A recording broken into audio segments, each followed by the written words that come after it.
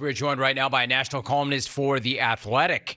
He is a Pro Football Hall of Fame voter, author of Junior Seau, The Life and Death of a Football Icon. He is an adjunct professor at San Diego State University. He is Jim Trotter. My man, Jim, it's great to have you back. How are things? Good, Romy. How you doing? Good, dude. Good. How about you, Jim? I got no complaints, man. None. Listen, bring me up to date really quickly. So you moved on from NFL media to The Athletic. You and I have not talked about that. What was that transition like, and how do you like it there? It was a little surprising at first because, the NFL media VP or senior VP of talent had told my agent that the expectation was that I was going to be brought back. And then after the Super Bowl, where I questioned Goodell, all of a sudden it was they weren't sure. And then after that, it was, no, we're not going to bring you back. So there was an adjustment period there. The beauty of it was that I ended up landing at a place where I couldn't be more happy from the standpoint of I've got some freedom back, I've got my voice back, and I'm working with some tremendous people. So for me, I'm excited about what's to come.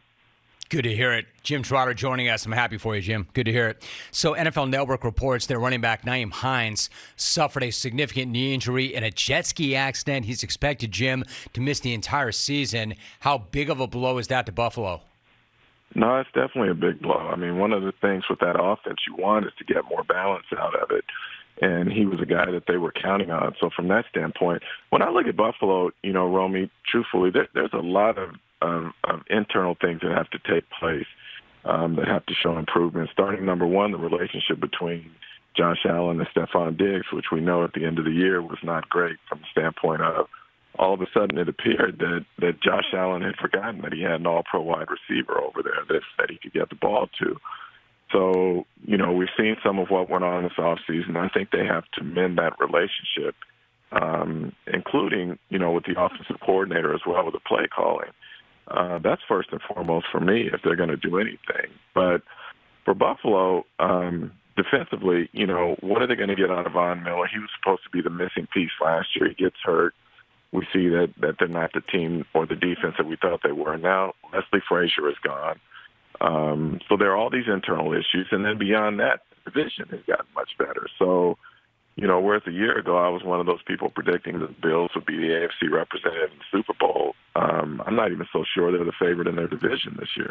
Jim Trotter joining us. Speaking of the division, social media, Jim, is eating up Aaron Rodgers and the plays he's making at Jets camp right now. Hard Knocks even got themselves video of a practice fight. There's all this buzz. Personally, I think they're the most intriguing, interesting team in the NFL, but entertainment is one thing. Being a legitimate Super Bowl contender is another. Do you think they're that? Yeah, I do. Here's the thing first about Aaron Rodgers. Set aside for a minute anything that we have seen, that we will see on the field or have seen in training camp to this point and whatnot. When I saw him out at the golf tournament out in Lake Tahoe, physically he just looked different. And by that, what I mean is he looked leaner, he looked in shape. And to me, what it says is that he's taking this really seriously. I thought at the end there at Green Bay, you had started to see he didn't participate in off-season workouts and whatnot. He was not as lean. There was a reason to question whether or not he was completely in shape and invested in what was going on. When I see him now, just physically, right, and if you know Aaron Rodgers, you know he's a competitor, and he knows what everyone is saying, and he is going to want to show that he is still that guy, particularly to Green Bay management. From that standpoint alone, I think that they are going to be much, much better, and I think he is going to be much, much better than he was a year ago. Look, their defense was standout last year, and they're offensively, if Hall comes back healthy, they're going to be extremely talented on the offensive side of the ball. So I think the hype is warranted with the Jets. Now they just got to go out and play. I think you're right. I think the guy looks amazing. I think he looks amazing physically, and I like everything I'm hearing from him as well. Jim Trotter joins us. So, Jim, regarding the Commanders, like Dan Snyder is out, Josh Harris is in. Does this end the nightmare for Commander fans and the NFL, or frankly, is the league still a long way from closure as it relates to his horrific tenure as an owner? I think they've separated themselves from Snyder at this point. There is work to be done there. But, Romy, the real story that's not being talked about enough, in my opinion, is that do the women who initially brought the complaints that led to Dan Snyder being forced out, do they have closure? And the reality is that they don't have closure because they were told that if they participated in those investigations and whatnot, or at least they were led to believe that those investigations, that report from Beth Wilkinson would be made public. And we know that it was not. In fact, we know that Roger Goodell and the NFL entered into an agreement with Dan Snyder that the results of that report would not be made public unless Snyder signed off on it. And we know he was never going to sign off on that.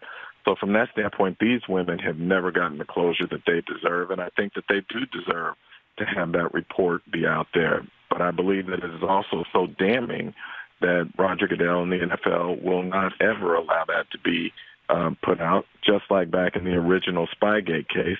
They destroyed all the evidence in that case so that no one would ever know exactly just how extensive or bad that was.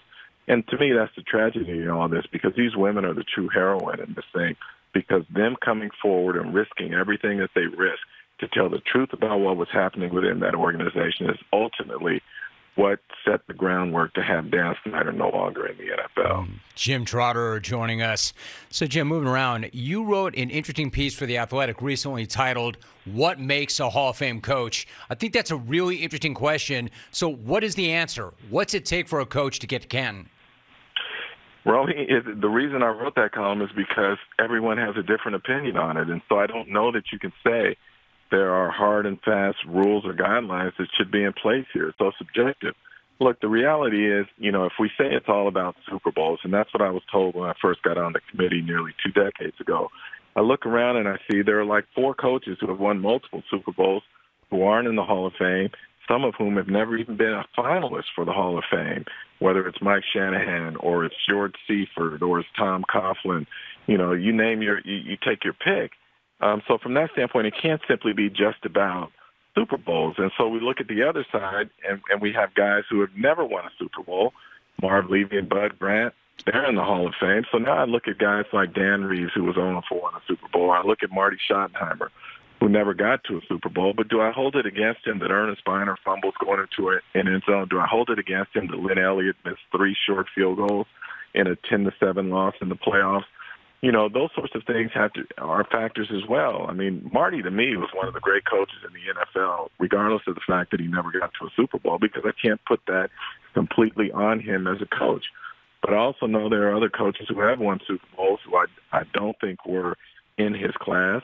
And I wonder if he had some of the talent that those clubs had in terms of at the quarterback position, would he have won a Super Bowl, or would he have even gotten to a Super Bowl? So is it about winning percentage regular season? Is it about winning percentage postseason? Is it about Super Bowls? Is it about just making Super Bowls? Is it about impact on the game? All those sorts of things are questions that I don't know that you can wrap it all up so cleanly and simply and say this is what a Hall of Fame coach is.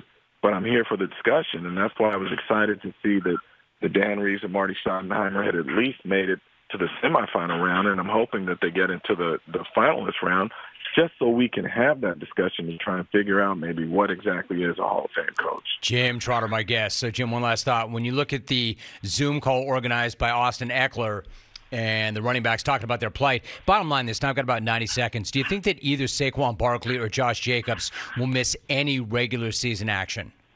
No, I don't. I think they'll show up before week 1 and get their money, because they can't make that money up. But look, the reality here is, Romy, all of these Zoom calls and whatever, they mean nothing because the players gave up their leverage in the collective bargaining agreement. Thank you so much for watching. Please like, comment, and subscribe, and hit the bell to be the first to know when we do upload a new video.